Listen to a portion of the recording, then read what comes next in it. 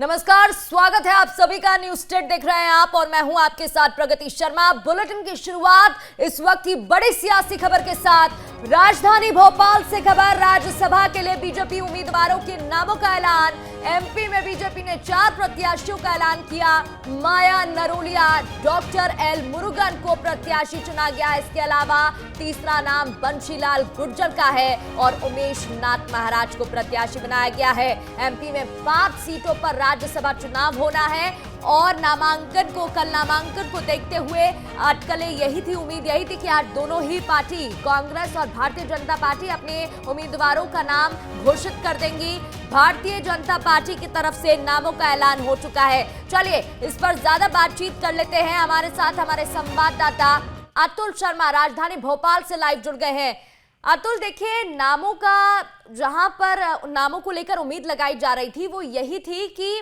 कुछ प्रमुख नाम हैं, उनमें से नामों का ऐलान हो सकता है, लेकिन 3 नए नामों का यहां पर ऐलान किया गया है। एक बार फिर से बीजेपी की तरफ से नए सरप्राइजिंग एलिमेंट यहां पर देखने को मिल रहे हैं। देखिए, बिल्कुल इसी का ही अंदाजा लगाया जा रहा था, क्योंकि बीते कुछ समय से हम देख रहे हैं कि बीजेपी प्रयोग भी करती है और चौंकाने वाली जो है फैसले भी लेती है, और यही फैसला राज्यसभा के उम्मीदवारों के तौर पे भी देखा। देखिए, 5 सीटों पे चुनाव होना है, जिसमें से 4 सीटें लगभग तय मानी जा रही थी कि बीजेपी के पाले में जाएगी, और आज जो नाम आए उसमें भरपूर तरीके से सोशल इंजीनियरिंग का तालमेल हमें देखने को मिल रहा है। देखिए, जिस तरीके से हम देखें, उमेश नाथ महाराज की अगर हम बात करें तो उज्जैन से ये है और बाल योगी माना जाता है, और खास तौर पे राष्ट्रीय संत के तौर पे इनका जो है सम्मान रहे है। इसके साथ में अगर हम देखें तो एल मुरुगन कहीं ना कहीं केंद्रीय नेतृत्व में एक बड़ा नाम माना जाता है, उनको भी मध्य प्रदेश से भेजा जा रहा है। इसके अलावा देखिए, माया नरोलिया की बात हम बार बार जिक्र कर रहे थे कि जब उम्मीदवारों की घोषणा मध्य प्रदेश से होगी तो आधी आबादी का विशेष ख्याल रखा जाएगा, और हुआ भी वही कि माया नरोलिया को अपना उम्मीदवार बीजेपी ने बनाया। इसके अलावा अगर हम देखें बंशीलाल गुर्जर का जो हम जिक्र कर रहे थे, तो ओबीसी फैक्टर जो है वो कहीं ना कहीं इसमें भी हमें दिखा, क्योंकि मध्य प्रदेश में लोकसभा चुनाव भी हम देख रहे हैं देश के अंदर नजदीक आ रहा है, और कहीं ना कहीं सीधे तौर पर ये ओबीसी वर्ग को मैसेज दिया गया। देखिए, लेकिन कहीं ना कहीं महाराज की जब हम जिक्र करें तो उज्जैन से लेकर राज्यसभा तक का सफर कहीं ना कहीं एक बीजेपी ने बड़ा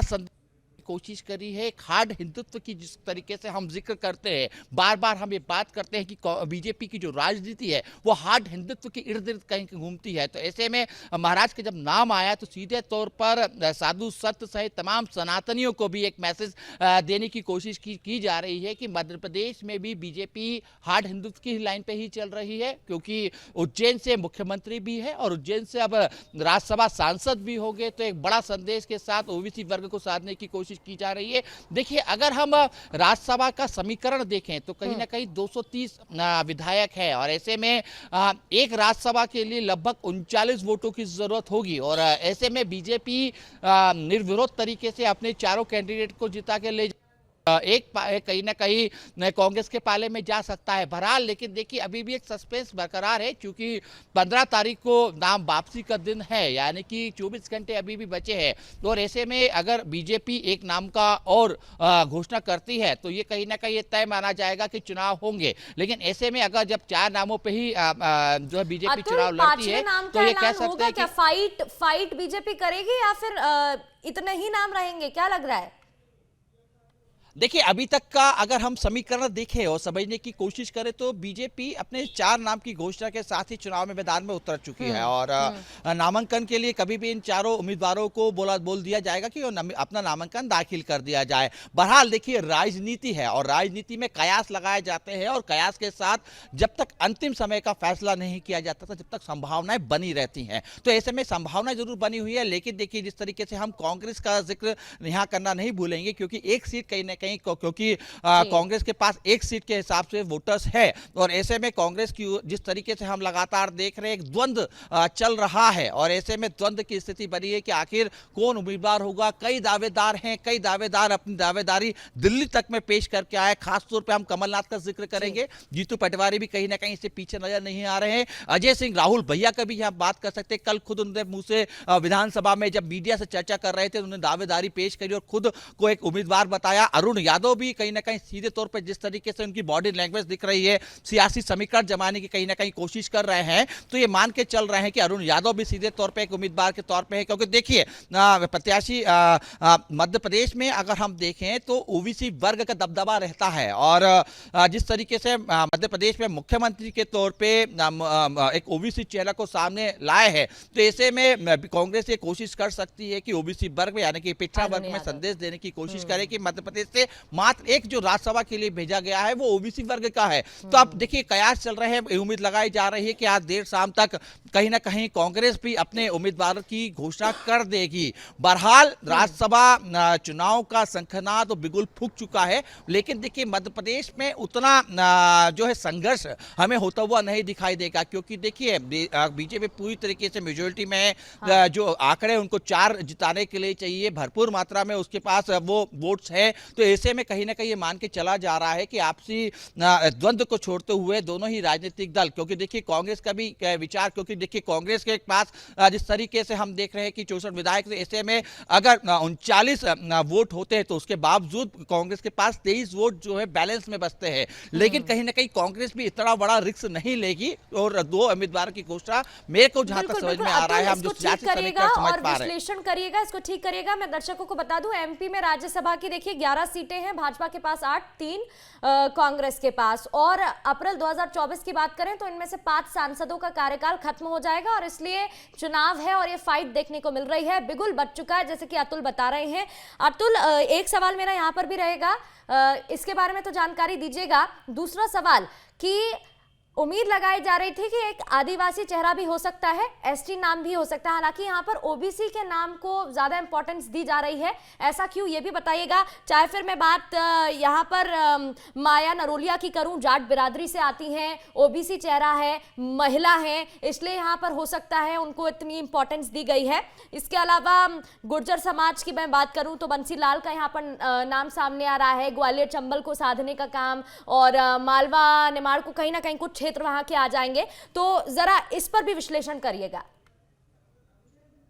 देखिए बिल्कुल निश्चित तौर पे माया नरोरिया से देखिए 2 वर्ग को साधने की कोशिश करी है बीजेपी ने मध्य प्रदेश के अंदर। एक तो महिला वोटर्स, आदि आबादी, जिस तरीके से हमने देखा था कि विधानसभा चुनाव में भरपूर वोट जो है आदि आबादी का बीजेपी के पाले में गया था। लोकसभा चुनाव में भी यही तैयारी की जा रही है, आदि आबादी पे खासा फोकस जो किया जा रहा है। उसके पहले राज्यसभा चुनाव में माया नरोरिया को भेजना, कहीं ना कहीं सीधे तौर पर आदि आबादी को साधना, ये संदेश देना कि बीजेपी महिला सशक्तिकरण की तरफ, महिलाओं को प्राथमिकता की तरफ, महिला का नेतृत्व की तरफ बढ़ने वाली पार्टी है। और कहीं ना कहीं सीधे तौर पे माया नरोरिया को जिस तरीके से भेजा गया तो सीधे तौर पर आदि आबादी और ओबीसी ये दोनों ही वर्गों को साधा गया। देखिए इसमें खास बात है, जिस तरीके से हम ये कर रहे थे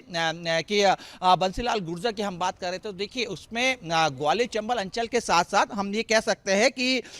सीधे तौर पर ओबीसी वर्ग से तमाम जो है आसपास के जो इलाके हैं उसको साधने की जरूर कोशिश की गई है। लेकिन जिस तरीके से हम उज्जैन की बात करें तो उज्जैन में देखिए चूंकि बीजेपी का स्पष्ट बहुमत रहता है, तमाम जो नेता हैं और खासतौर पर मुख्यमंत्री की अगर हम बात करें तो जिस तरीके से एक हिंदुत्व की तरफ एक संदेश देने की कोशिश की जाती है। पिछले दिनों हमने देखा कि किस तरीके से राम मंदिर का भव्य लोकार्पण किया गया, पूरे देश में जश्न मनाया गया, एक संदेश देने की कोशिश की गई कि सनातनी धर्म पे बीजेपी चलने वाली पार्टी है। इसके साथ में देखिए अब चूंकि जिस तरीके से हम जिक्र कर रहे थे कि अमरेश नाथ महाराज का जो हम जिक्र कर रहे हैं बार बार, तो बाल योगी माना जाता है, उज्जैन से आया जाता है, उज्जैन बाबा महाकाल की नगरी है और पूरे देश के पटल पे उसका एक अलग ही पहचान है और आध्यात्मिक नगरी के नाम से उसको विख्यात भी है। तो ऐसे में उमेश नाथ महाराज को जब राज्यसभा सांसद के तौर पर भेजा जाएगा, राज्यसभा उनको भेजा जाएगा, तो एक सनातनी विषय में, सनातनी धर्म के बीच में ये संदेश दिया जा रहा है, संदेश देने की कोशिश की जा रही है कि पार्टी अपनी रीति नीति नियम और सिद्धांत के अनुसार ही काम कर रही है। उस सिद्धांत के अंदर कहीं ना कहीं सनातन धर्म, हिंदू जो साधु संत, ये तमाम जो लोग आते हैं, उसमें कहीं ना कहीं जिस तरीके से महाराज को भेजा जाएगा तो ये संदेश देने की कोशिश की जा रही है। हालांकि देखिए मध्य प्रदेश में हम देख रहे हैं कि लगातार बीजेपी ने जब लोकसभा चुनाव का सीधे तौर पर जब घोषणा हुई और तमाम जो प्रोग्राम सामने आए, तो बीजेपी में, कांग्रेस में जिस तरीके से हलचल मची थी वो बीजेपी में हमें देखने को नहीं मिली। बीजेपी में जिस तरीके से अनुशासन का पाठ दिया जाता है, कहीं ना कहीं जिस बात को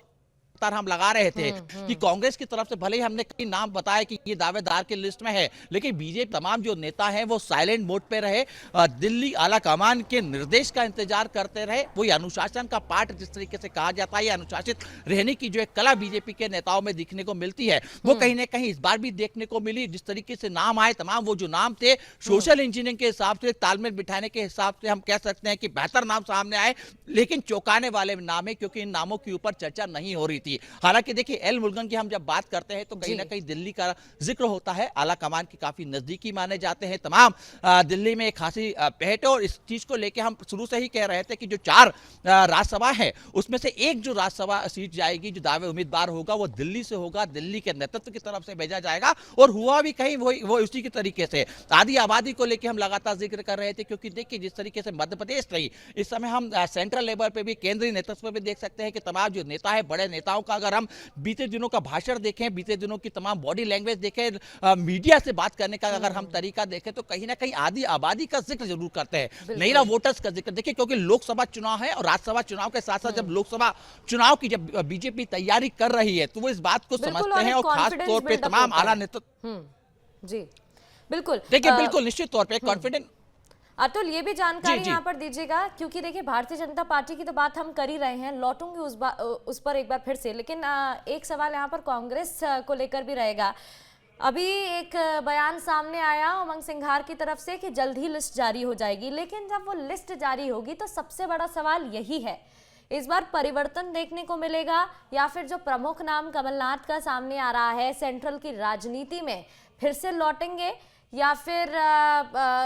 सेंट्रल की राजनीति के साथ फिर से लौटेंगे वो, या फिर कोई नया एलिमेंट देखने को मिल सकता है, या फिर जैसा कि आप अरुण यादव का नाम कह रहे थे कि ओबीसी चेहरा है और फिर मुख्यमंत्री को देखते हुए, यादवों को देखते हुए वो हो सकता है। देखिए, इस समय हमें ये बात अंडरलाइन जरूर करनी होगी कि विधानसभा चुनाव का जो परिणाम रहा, उससे कहीं ना कहीं बीजेपी के बाद, अब जो कांग्रेस की अगर हम जिक्र कर रहे हैं, तो कांग्रेस के कई जो बड़े नेता हैं उनमें कहीं ना कहीं एक संदेह बना हुआ है लोकसभा चुनाव को लेके। तो ऐसे में तमाम जो बड़े नेता हैं वो राज्यसभा का रास्ता चुनकर अपने दिल्ली तक का रास्ता तय करना चाहते हैं। देखिए, कमलनाथ ने जिस तरीके से कल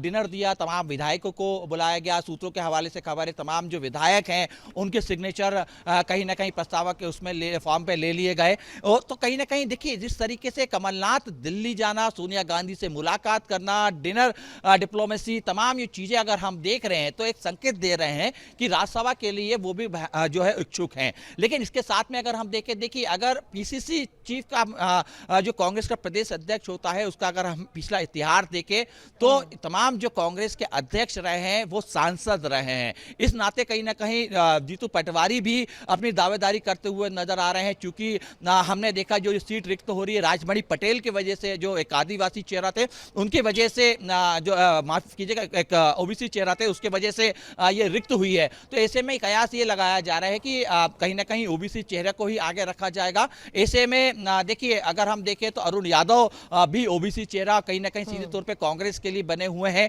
कई क्षेत्र है जहां पे सीधे तौर पे उनका संपर्क रहता है।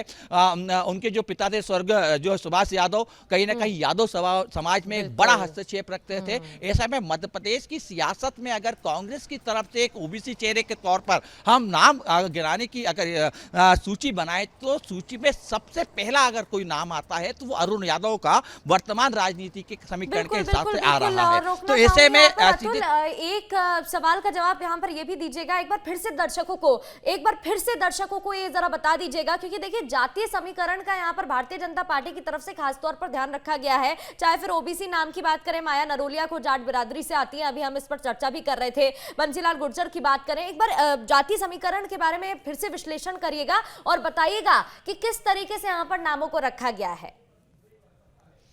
देखिए सबसे पहले अगर हम देखें बीजेपी की जो राजनीतिक पूरा एक समीकरण और इर्द गिर्द जिसके घूमता है वो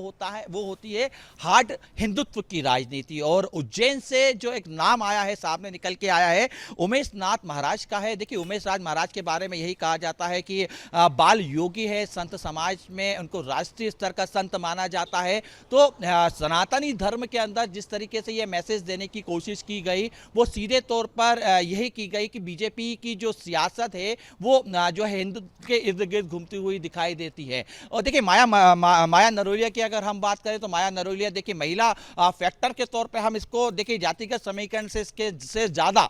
माया नरोलिया का जो जिक्र हो रहा है वो महिला की तरफ से हो रहा है, महिला कोटे की तरफ से हो रहा है, क्योंकि आधी आबादी को जिस तरीके से साधने की कोशिश की जा रही है और आधी आबादी को लेके कहीं ना कहीं बीजेपी के तमाम जो नेता थे उनकी मंशा भी थी कि ये 4 जो राज्यसभा सीटें हैं उसमें से एक का जो नेतृत्व है वो आधी आबादी को दिया जाए। ऐसे में माया नरोलिया का नाम सामने भी आया और कहीं ना कहीं उम्मीदवार के तौर पर केंद्रीय नेतृत्व ने उनको पसंद भी किया और उम्मीदवार के तौर पर उनका सीधे तौर पर नाम नजर निकल के भी आ गया। बंसीलाल गुर्जर की बात करें, जाट समुदाय है, कहीं ना कहीं ग्वालियर चंबल अंचल के साथ हमने पिछले बार देखा भी था कि जाट आंदोलन तमाम जो चीजें हैं वो सीधे तौर पर देखने को भी हमें मिली थी। तो ऐसे में जो है जाट समुदाय के साथ इसको तालमेल बिठाने कर दिया गया है। कांग्रेस की तरफ से कौन सा वो नाम होगा वो देखने वाली बात होगी। आप नजर बनाए रखिएगा। अतुल, अपडेट आपसे लेते रहेंगे। बहुत बहुत शुक्रिया जानकारी के लिए।